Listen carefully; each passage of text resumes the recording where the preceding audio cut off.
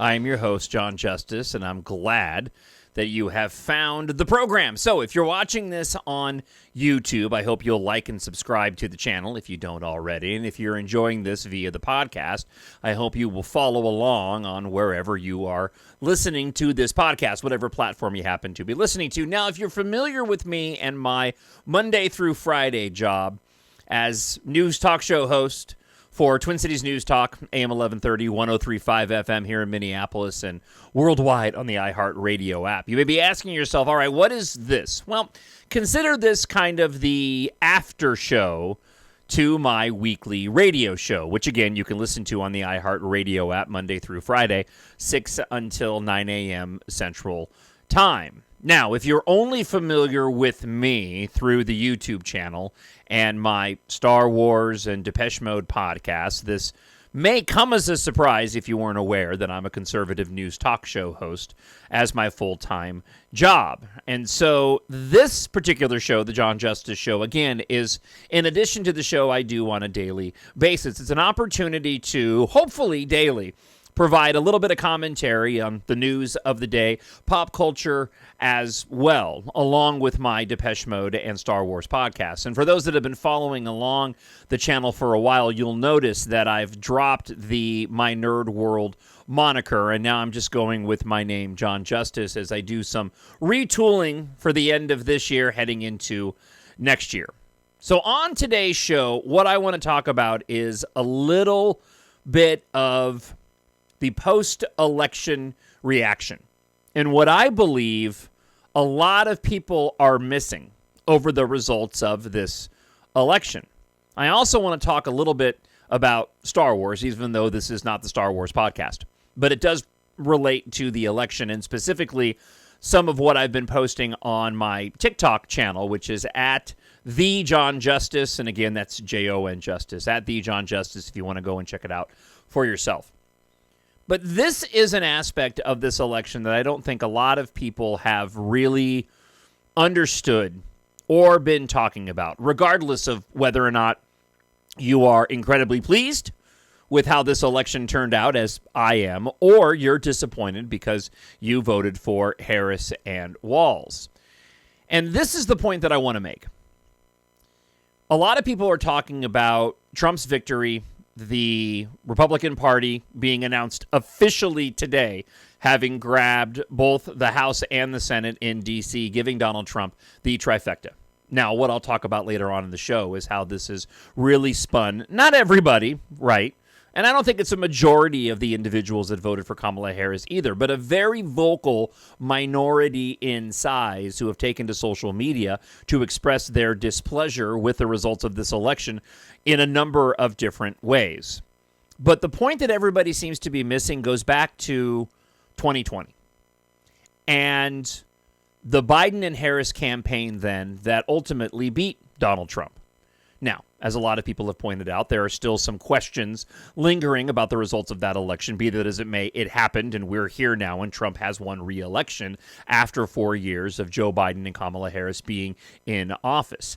This election and these results has only further highlighted what other people were looking at in the disparities going back to 2020, and particularly those millions of votes that are simply unaccounted for. When you look at a timeline of the election in a graph form, you can see that the 2016 election, the 2020 election, and the 2024 election, 2024 and 2016 bookend this anomaly in the graph of Democrat voters that weren't there in 2016 and didn't show up in 2024. I don't want to get into that. What I want to get into is what Joe Biden ran on in 2020. And this is the point that a lot of people are missing. When Joe Biden ran for office, we were in the middle of dealing with the COVID pandemic. There was a lot of frustration regarding President Donald Trump and some frustration in how he was handling the pandemic at the time. We were getting closer to the vaccine coming out, being widely available to everybody. And a lot of people were frustrated. They were frustrated about all the criticism that Donald Trump had received for the first 4 years in office. All the things the Democrats said he was going to do but didn't do that Biden and Harris actually ended up doing when they were in office. Still not the point that I want to get to. When Biden was voted into office, there was a thought, because Biden ran on being a moderate, that Biden would be a return to normalcy when it comes to not only politics, but, who is sitting in the White House and the presidency. He was already the VP. He'd been in office for almost as long as I've been alive, for crying out loud. So he's got the name recognition. And he ran on a moderate platform, even though he barely campaigned in 2020. But most people thought that Biden would get into office and the economy would stay the way that it was. He would rule as a moderate, wouldn't mess with a whole lot, and they could go on with life without having to worry about all of the criticism and complaints relating to Donald Trump. That didn't happen. Biden got into office and immediately issued some 62 executive orders and memorandums, undoing a vast majority of what former then President Donald Trump had done during his time in office. This resulted in a cavalcade of intended, in my opinion, consequences, as Biden, after running as a moderate, ended up proving himself to be, or at least in the way that he conducted his presidency, as a far left radical. No, I don't think that Biden was truly at the helm during his entire 4 years in office. I think there were other people behind the scenes that were going and doing the majority of the decision making, and Biden was simply a puppet in which they were using to push their far left wing agenda. People didn't vote for, and Biden didn't run on opening up our borders and allowing millions upon millions of illegal aliens to come in the country. Biden didn't run on allowing men to compete in women's sports. Biden didn't run on making our children vulnerable to gender reassignment surgeries and exposing them to explicit pornographic material in schools, those that are under age. He didn't run on any of those things. He didn't run on flooding the country and people with money in order to try to shore up difficulties that they were enduring during COVID, which led to the massive increase in inflation. I mean, the list goes on and on and on. People thought they were voting for a moderate, and they got anything but. When Donald Trump decided that he was going to run for re-election again, even I was a bit hesitant, like, is this the best move? I'm so glad that he did, because this is what had to happen. What the results told us was that the country was tired of it.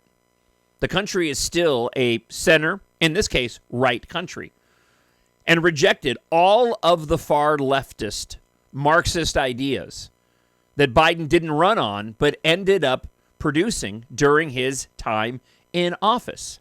And the difference between what Biden did and what Trump has done is that Trump, he is now executing the mandate of which the voters approved of in both the Electoral College and in the national popular vote.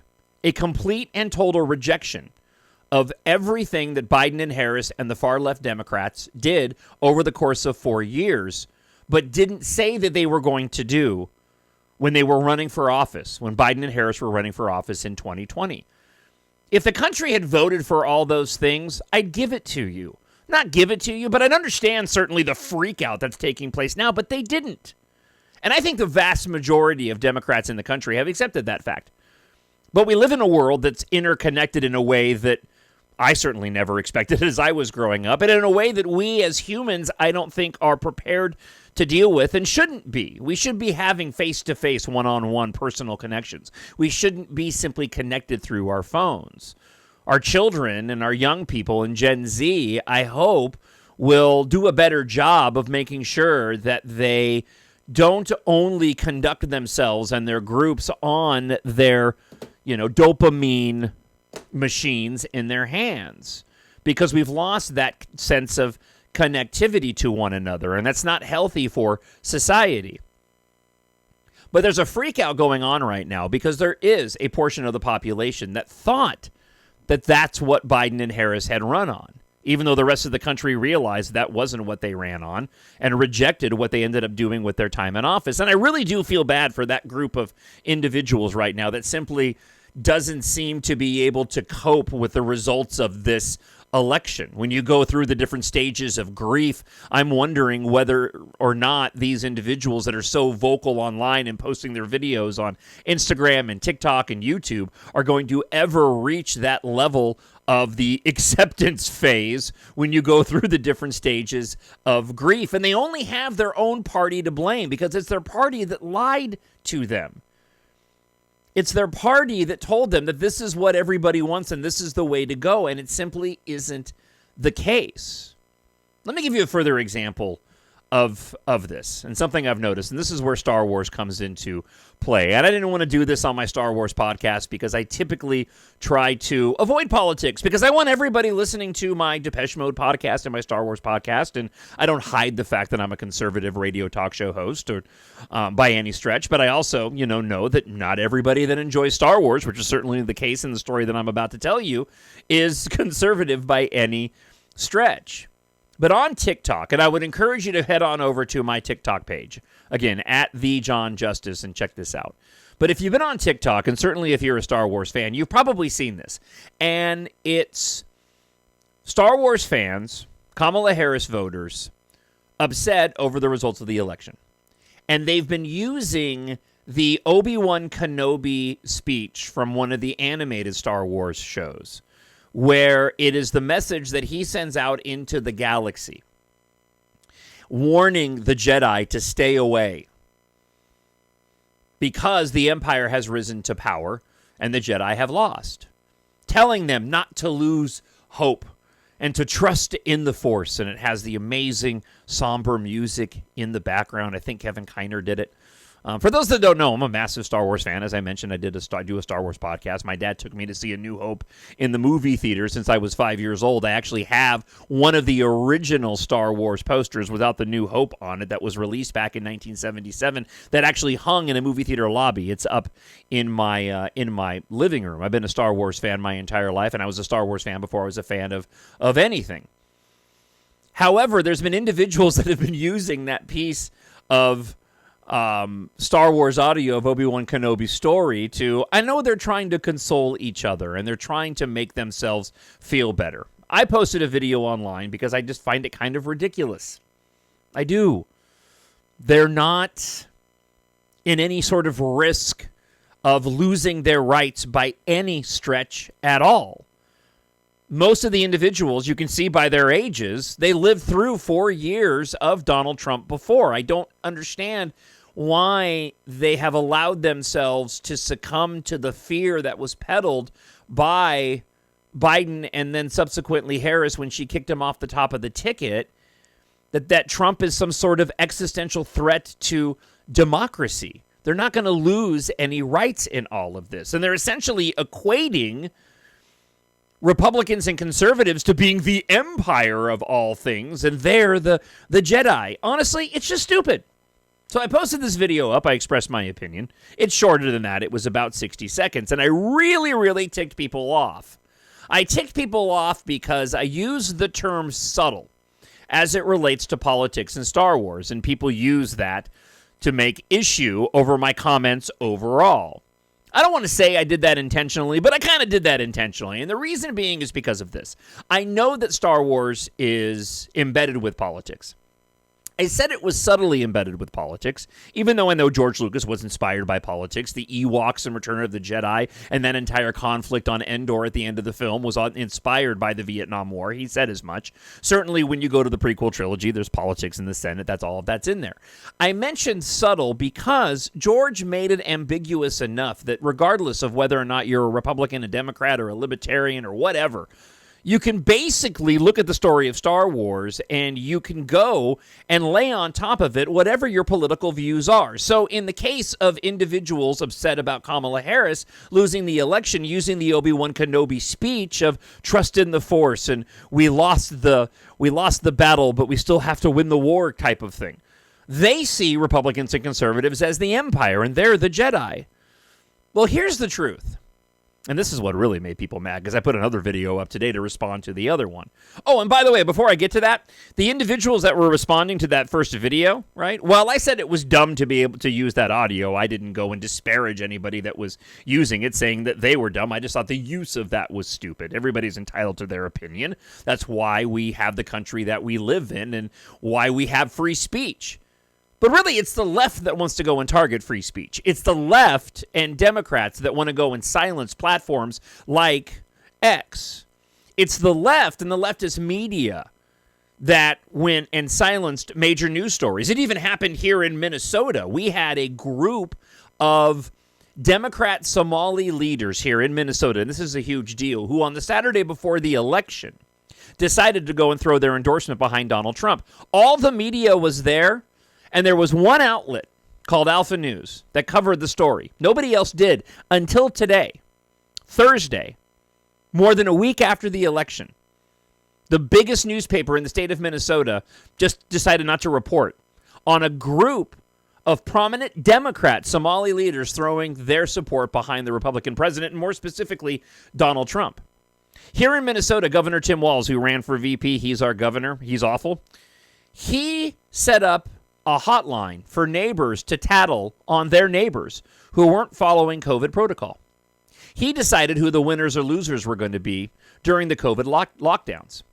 He decided to keep open those big businesses, your Targets, your Walmarts, your Lowe's, while he was later on going and vilifying those same big businesses, right, out on the campaign trail when he was trying to be VP for Kamala Harris. He's the one that put senior citizens in nursing homes, just like what happened in New York City where they died, because he thought that that was the best move, even though he knew nothing about the science relating to COVID.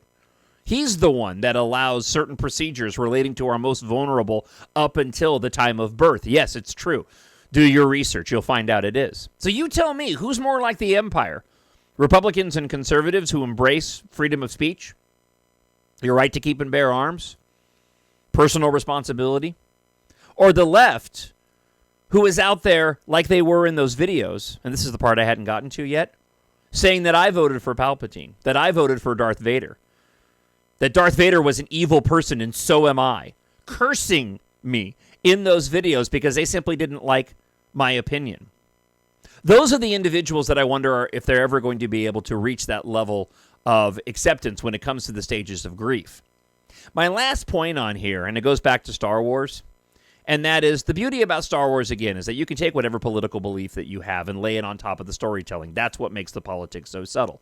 When I watch Star Wars and I see the battle of good versus evil and the Empire versus the Jedi, the dark versus the light, I legitimately see, because I follow this stuff on a daily basis and I do my research, that if you're going to go and apply the Empire towards any political party, there is no other party than the Democrats and the far leftists who have been ruining this country for the past 4 years, and why America decided to not only give Trump an electoral vote win, but also a national popular vote win, despite every single attempt that they had to vilify and demonize him. It was a complete rejection of everything the Biden empire attempted to do over the course of their 4 years. And isn't it interesting that in the end, Biden invites Donald Trump to the White House, smile on his face, talking about a peaceful transition, after all of the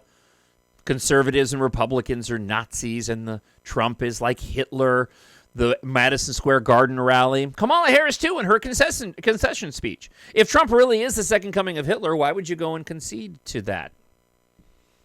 If he really is that bad. If he really is a threat to democracy, why would you give up the fight?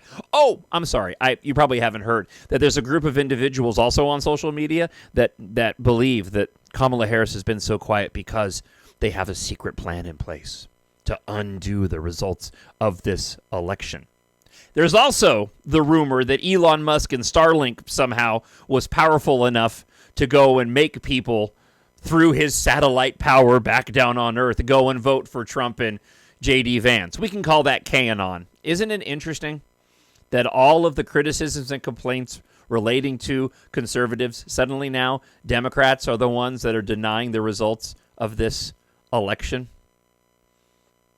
And again, to sort of bookend the show today. When Biden ran for office, he did not run for office against Trump in 2020 on a platform of what he has done the past 4 years. And that is one reason, and a big reason, why you had him lose this election and Donald Trump and J.D. Vance and the Republicans have their resounding win.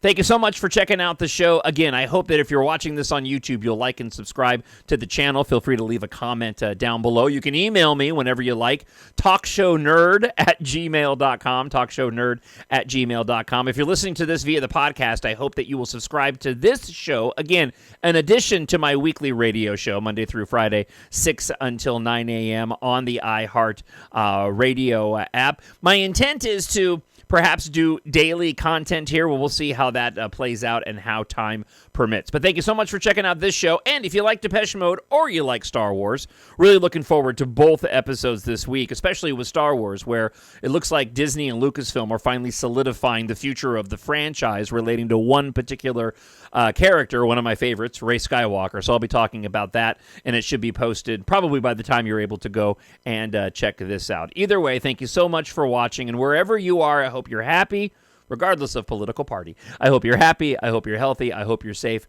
God bless, and thank you so much for watching, and thank you so much for listening.